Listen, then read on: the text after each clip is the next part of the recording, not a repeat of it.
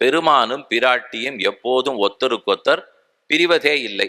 நித்தியவேஷா ஜெகன்மாதா விஷ்ணோஸ்ரீர் அனபாயினி தேவத்வே தேவதேகேயம் மனுஷ்யத்தேச்ச மானுஷின்னு விஷ்ணு புராணத்துல சாதிக்கிறார். பெருமானும் பிராட்டியும் பிரிவதில்லைனால் பக்கத்துல எழுந்துருள் இருப்பார்களா? அவ்வளவு தள்ளி இருப்பார்களா? இல்லை. அகலகில்லேன் இறையுமென்னு அலர்மேல் மங்கை உரை மார்பா பெருமானுடைய திருமார்பை விட்டு ஒரு கணமும் அவள் பிரிவதே இல்லை. அத்தனை தூரம் ஒற்றுமை எழுந்துருள் இருக்கிறாள், பிரிவதில்லை. நமக்கெல்லாம் பிரிவு உண்டு. என்னதான் கணவன் மனைவி ஒத்துமையா இருந்தாலும் அதுக்குன்னு 6 மார்பலை ஏறி உட்காண்டு தோல்ல ஏறி உட்காண்டு எல்லாம் பார்த்தது இல்லை. ஒரு மந்திரம் இருக்கு, கல்யாணம் அணைச்சே மூர்தானம் பத்யுராரோக பிரஜயாச்ச விராட் பவன் ஸ்வராட் பவன் ஒரு மந்திரம் வரும். ஒரு பெண்ணுக்கு ஓரளவு சம்ஸ்கிருதம் தெரியும். வாத்தியார் சுவாமிக்கு அவளுக்கு சம்ஸ்கிருதம் தெரியும்னு அவருக்கு புரியல. அவர் எப்பவும் சொல்ற மாதிரி வரிசையா மந்திரங்களை சொல்லிட்டே இருந்தார். மூர்தானம் பத்யுராரோக. பெண்ணே, இந்த மந்திரம் என்ன சொல்றது? கணவனுடைய தலையில ஏறி உட்காருங்கிறது. மூர்தானம் பத்யுஹு, பத்யுஹுனா கணவனுடைய, மூர்தானம் தலையை, பத்யுர் ஆரோக பிரஜயாச்ச விராட் பவ நிறைய குழந்தைகள்லாம் பெறணும். அந்த பிள்ளை அவனுடைய தலையில ஏறி உட்கார்ந்துக்கோனால் இந்த பெண்ணுக்கு சம்ஸ்கிருதம் தெரிஞ்சவ மெதுவா மனையிலேருந்து எழுந்திருந்தா. வாத்தியார் நடுங்கி போயிட்டார். இந்த பெண்ணு எதுக்கு எழுந்திருக்கிறா? இல்ல நீர் தானே இப்ப மந்திரம் சொன்னீர் அவர் தலையில ஏறி உட்காரணும்னா. ஓ, நான் அந்த அர்த்தத்துல சொல்லல. தலையில ஏறுறதுன்னா குணத்தாலே ஜெயிப்பாயின்னு அர்த்தம். உன்னுடைய நல்ல பண்புகளாலே அவனை வசப்படுத்தி வச்சுக்கோன்னு சொல்லியிருக்குனால் இது நம்மளை பத்தின விஷயம். ஆனா பெருமான் பிராட்டினால் நிஜமாகவே பார்க்கடலிலிருந்து மகாலட்சுமி உதித்த போது யயௌ வக்ஷஸ்தலம் ஹரேஹே பஷ்யதாம் சர்வதேவானாம் யயௌ வக்ஷஸ்தலம் ஹரேஹே அனைத்து தேவர்களும் பார்த்து கொண்டிருக்கும் போதே பெருமானுடைய திருமார்பில் ஏறி பிராட்டி அமர்ந்தாள். அன்னிலிருந்து இன்னி வரைக்கும் ஸ்ரீவத்ச மகாலட்சுமியாக எழுந்துருளி இருக்கிறாள். என்னைக்கு அவள் ஒத்தர் பிரிந்ததே கிடையாது. அந்த பிரிய மாட்டார்கள்ங்கிறதான் அனபாயினின்னு சொல்லுவார்கள். நித்திய வேஷா, எப்போதும் பிராட்டி பெருமானோடு இருக்கிறாள். ஜெகன் மாதா, ஜகத்துக்கே மாதா. விஷ்ணு ஸ்ரீஹி, விஷ்ணு பத்னி, விஷ்ணு ஸ்ரீஹி அஸ்ஸ ஈசானா ஜகதா விஷ்ணு பத்னின்னு உபனிஷத் சொல்றது. இந்த ஜகத்துக்கே ஈஸ்வரியாக இருக்கிறாள், விஷ்ணுவுக்கு பத்னியாக இருப்பாள். 2 பேருக்கும் பேர் சொல்லச்சே அடையாளம் சொல்ல மாட்டோமா? என்ன பேர் சொல்லி கூப்பிடுவார்கள்? அவர் யார் தெரியுமோ? லக்ஷ்மிபதி. இவ யார் தெரியுமோ? விஷ்ணு பத்னி. இவ 2 பேருக்கும் தனக்குன்னு பேர் உண்டா? கிடையாது. 2 பேருமே தனக்குன்னு இருக்கிற பேரே இல்லையே. இவளை கேட்டா விஷ்ணு பத்னின்னு பேர் சொல்றோம், அவரை கேட்டா லக்ஷ்மிபதி சிவபதின்னு பேர் சொல்லுவோம். இவளை இட்டு அவருக்கு திருநாமம், அவரை இட்டு இவளுக்கு அடையாளம். அப்ப அவர்களுக்குன்னு அடையாளம் உண்டா இல்லையா? உண்டு. ஆனா ஒத்தருக்கொத்தர் இன்னொருத்தருக்கு அடையாளமா இருக்கிறது தான் அவர்களுடைய சிறப்பே. அப்படின்னா எவ்வளவு ஒத்துமையா இருக்கணும், எவ்வளவு தூரம் விட்டு பிரியாமல் இருக்க வேண்டும். அதனாலதான் இந்த ஸ்லோகம் சொல்றது, வியூகேஷு சைவ சர்வேஷு விபவேஷு ச சர்வச. வைகுந்தத்தில் இருந்தாலும் பார்க்கடலில் இருந்தாலும் அவதரித்தாலும், ஏன் எத்தனை திருத்தலங்களில் எத்தனை கோயில்களில் இருந்தாலும் பிரிவதே இல்லை. ததா வியூஹீபவத்யேஷா மமச்சைவ அனபாயினி, என்னை விட்டே பிரியாதவளாக பிராட்டி இருக்கிறாள். ஆகவே பற்றுவதற்கு எளிதுன்னு பகவான் சொல்றார். அவளை முன்னிட்டு கொண்டு பெருமான பற்றினா தான் காரியம் நடக்கும். அவரிடத்துல நேர போய் நின்னோம்னால் கோபத்தில் நம்ம பாபங்களை பார்த்து என்ன தண்டனை கொடுத்து விடுவாரோ. அதனால நேர போக வேண்டாம்.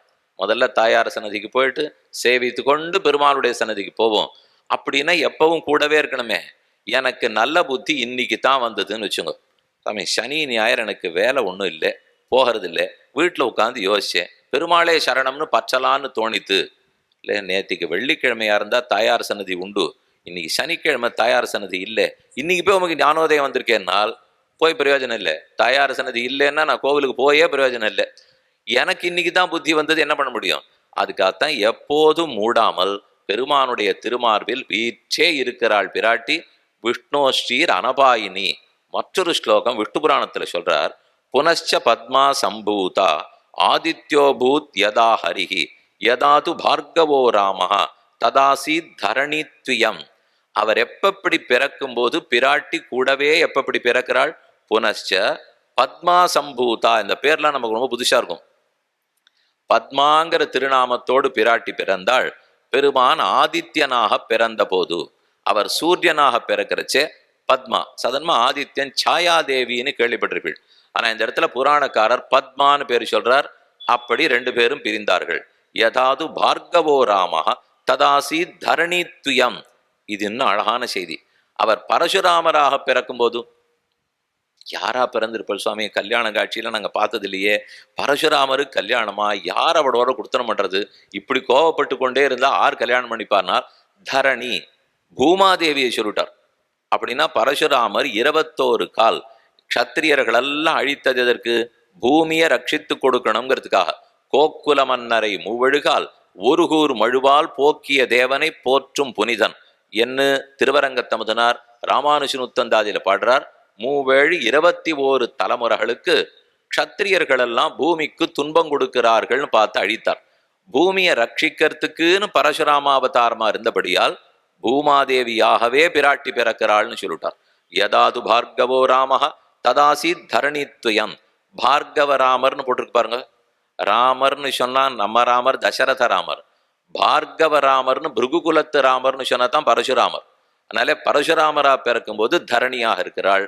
இனிமே நமக்கு தெரியும் ராகவத்வே அபவத் சீதா. ராகவனா பிறப்போது சீதையாக பிறக்கிறாள். ருக்மிணி கிருஷ்ண ஜன்மனி. கிருஷ்ணனாக பிறக்கும் போது ருக்மிணியாக பிறப்பாள். அந்நேஷு ச அவதாரேஷு விஷ்ணோரேஷா அனபாயினி. மற்றும் எத்தனை அவதாரங்கள் பண்ணினாலும் இவள் பெருமானை விட்டு பிரியாமலே இருக்கிறாள். தேவத்வே தேவதேகேயம். அவர் தேவனா பிறந்தா தானும் தேவஜாதியில் பிறப்பாள். அவன் மனிதனாக பிறந்தாள், தானும் மனுஷ ஜாதியில் பிறப்பாள். ஏன் அப்படி? இவர் மனுஷனா பிறந்த அவ தேவியா பிறக்கக்கூடாதனால் நாம் குழம்பி போவோம். ராமனும் சீதையும் மனுஷர்களா இருந்து கல்யாணம் பண்ணிட்டு இருந்தா நமக்கும் புரியும் அவர்களை பார்த்து என்ன செய்யணும்னுட்டு. திடீர்னு பிராட்டி ஒரு தேவதேவியா பிறந்து, ராமன் மட்டும் மனுஷனா பிறந்து, சீதைக்கு 4 கை இருந்து ராமனுக்கு 2 கை இருந்துனால் குழம்பி போடுவோம். ராமானும் கேட்க மாட்டோம், கோவிலுக்கும் வரமாட்டோம். நல்ல வேளை 2 பேரும் ஒரே மாதிரி இருக்கவே தான் பற்றுக்கிறோம். விஷ்ணோஹோ தேகானுரூபாம்பை கரோத்தேஷாத்மனஸ்தனும். பெருமான் எப்படி அழகான திருமேனியோடு பிறக்கிறாரோ அதுக்கு தகுதியான திருவுருவத்தை எடுத்துக்கொண்டு மகாலட்சுமியும் அவதரிக்கிறாள். அதுதான் அவள் பெருமை. இப்படி 2 பேரும் விட்டே பிரியாமல் இருக்கிறார்கள்ங்கிறதை மாரீச்சன் எப்படியோ உணர்ந்து கொண்டு சொல்றார். அப்பிரமேயம் கி தத்தேஜா யஸ்யசா ஜனகாத்மஜா. அந்த பிராட்டியோடு சேர்ந்த ராமனுடைய பெருமை என் உள்ளத்துக்கே அப்பாற்பட்டது, என் புத்திக்கே எட்டவில்லை. இதை பராசர மகர்ஷி சொல்லச்சே, எதி மனுஜ திரஷ்சாம் லீலையா துல்யவிருத்தே அனுஜனுர் அனுரூபா தேவி நாவாதரிஷ்யா. பராசர பட்டரும் சாதிக்கிறார். அசர சமபவிஷ்யன் நர்ம நாதஸ்ய மாதா தரதள அரவிந்தோதந்த காந்தாயதாட்சி. பெரிய பெருமாள் எத்தனையோ அவதாரங்களை பண்ணுகிறார். பெருமான் இங்கு பிறக்கிறார், அங்கு பிறக்கிறார். ஆனா அவர் எதற்காக பிறக்கிறாரோ அதெல்லாம் நிறைவேறணுமா இல்லையா? பெருமானுடைய அவதாரத்துக்கு எத்தனையோ பிரயோஜனங்கள் இருக்கும், அதுவும் தெரியுமே. பரித்ராணாய சாதுனாம் விநாசாய ச துஷ்கிருதாம் தர்ம சம்ஸ்தாபனார்த்தாய சம்பவாமி யுகே யுகேன்னு பகவான் சொன்னார். இந்த 3 பிரயோஜனமும் சித்தித்தாத்தானே பெருமாளுக்கு ஆனந்தம் வரும். சாதுக்களை சம்ரட்சிக்கணும், துஷ்டர்களை அழிக்க வேண்டும், தர்மத்தை ஸ்தாபிக்க வேண்டும். இந்த 3த்துக்குமே கூட பிராட்டி அவதரிச்சிருந்தா தான் அது சித்திக்கும். சாதுக்களை ரட்சிக்கிறதுக்கு அவள் வேண்டும். ரட்சிக்கணும்னாலே பிராட்டி தேவை. இந்த ஸ்லோகம் அழகான்னு சொல்லுவோம்.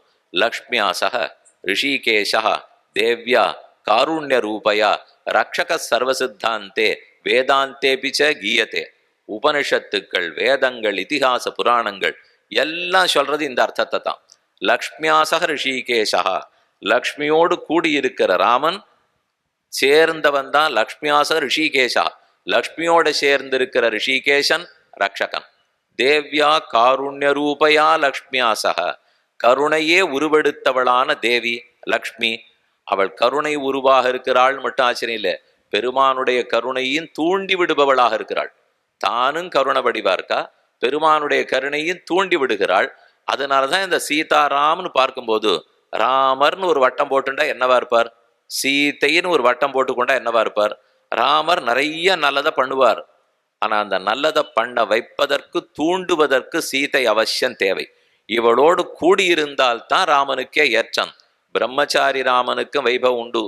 மால்னு சொன்னாலும் வைபவம் தான், நாரணன்னு சொன்னாலும் பெருமை தான். ஆனா திருமால்னு சொன்னா, சீமன் நாராயணன்னு சொன்னா அப்பதானே நிஜமான ஏற்றம் இருக்கும். பெருமான் அவதரித்தால் அவதார பிரயோஜனம் சித்திக்கணும்னாலோ அந்த அவதாரத்தினால ஒரு ரசம் லீலா ரசத்தை பெருமாள் நன்னா அனுபவிக்கணும்னாலோ சீதாதேவி கூட பிறந்தவே தான் ராமனுக்கு ஏற்றம், ருக்மிணி தேவி கூட அவதரிக்கவே தான் கண்ணனுக்கு ஏற்றம். விட்டே பிரியாதவர்கள்னு சொன்னீரே, ஆமாம். ஆனால் முதல் 12 ஆண்டுகள் பிரிந்திருந்தார்களா இல்லையா? ராமனுக்கு கல்யாணம் ஆகிருச்சே, வயசு 12, சீதைக்கு வயசு 6, 2 பேருக்கும் 12 வயசு 6 வயசும். அதுக்குள்ளேயே ஜனகருக்கு ஒரே கவலையாம். பதிசயோக சுலபம் வயோதிருஷ்டுவாச்ச மே பிதா சிந்தார்ணவ கதப்பாரம் நாசசார அப்ளவோயதா. ரொம்ப கவலையா போச்சே. கவலைக்கடலில் ஜனக மன்னவர் விழுந்து விட்டார். ஏன்னா பொண்ணுக்கு ரொம்ப வயசாகி விட்டது, கல்யாணமே ஆகவில்லை. இந்த சரித்திரத்தை அத்ரி அனசூய ஆசிரமத்திலிருந்து சீதா அனசூயனிடத்துல சொல்லியிருந்தார். எங்க தகப்பனார் கடல்ல விழுந்துட்டார்னார். மிथिला தேசத்துல கடல்லாம் இல்லையே, அது ஹிமாச்சலம் தானே இருக்கு, அங்கெங்க உங்க அப்பா விழுந்தார்னு அனசூய கேட்டா. கவலைக்கடல்ல விழுந்துட்டார், ஜலக்கடல்ல இல்ல, ஒரே கவலை. என்ன கவலை? என்ன கல்யாணம் ஆகலைங்கிற கவலை. சீதா, அப்படி உனக்கு என்னதான் வயசாயிடுத்துன்னா? 6, 1 இல்ல 2 இல்ல, ஷட்டப்த பூர்த்தியை பத்தி பேசல, 6 வயசை பத்தி பேசிட்டு இருக்கோம், 60 பத்தி இல்ல. ராமனுக்கு வயசு 12, சீதைக்கு வயசு 6. அப்ப சேர்ந்துட்டா. ஆனா அந்த 12 வருஷம் பிரிஞ்சிருந்தது தானே. 6 வருஷம் சேர்ந்திருக்கலையேன்னு தோணும். இது நாம் திருமேனி ரீதியாக எடுத்துக்கொண்ட திருவுருவத்தின் ரீதியா பிரிஞ்சிருக்கிறது இருக்கட்டும். ஆனா ஸ்வரூபத்துல பிரிவதே இல்லை. பகவான் ஸ்ரீமன் நாராயணன் சொன்னால் பிராட்டி புருஷகார பூதையாக இருக்கிறாள், பெருமான் உபாயமாக இருக்கிறான். அந்த ஸ்வரூபம் அவர்களுக்கு இருக்கிற இயற்கை, அதுல எந்த பிரிவும் இல்லை. அது நம்ம கண்ணுக்கு நன்னா படணுமேங்கிறதுக்காக உருவத்திலும் திருமார்பில் எழுந்துருளி இருக்கிறாள். இல்லைன்னா இந்த திருமார்பல பிராட்டி எழுந்துருளி இல்லாவிட்டாலும் ஒண்ணுமில்லை. அவர்கள்ங்கிற ஸ்வரூபத்துல 2 பேரும் கலந்துதான் இருக்கார்கள். நித்தேவேஷா ஜெகன்மாதானால் திருமேனி படிக்கு சேர்ந்திருக்கார்கள்னு மட்டும் அர்த்தம் இல்லை. பெருமானே சொல்லிக் கொள்வது, பிராட்டியும் சொல்லுவது, அகந்தா பிரம்மணஸ்தஸ்ய சாகமஸ்மி சனாதனி.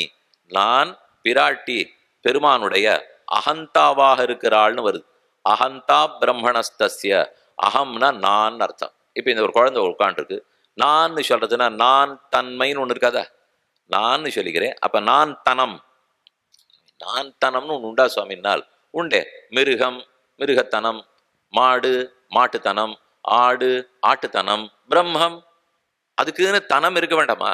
பிரம்மம்னு சொன்னா பிரம்மத்வம்னு ஒண்ணு இருக்கணுமே. பசுன்னு சொன்னா பசுத்வம்னு சொல்லணும். கடீயந்திரம்னு சொன்னா கடீயந்திரத்வம்னு ஒண்ணு இருக்கணும். மனுஷன் இருந்தா மனுஷத்வம்னு இருக்கணும். அதை போல பெருமான் பிரம்மம்னு இருக்கிறாரே, பிரம்மத்வம்னால் அகம் துவம், அகம் அகம் நான்ற தன்மை, அந்த தன்மையோடையே பிராட்டி கலந்திருக்கிறாள்கள்.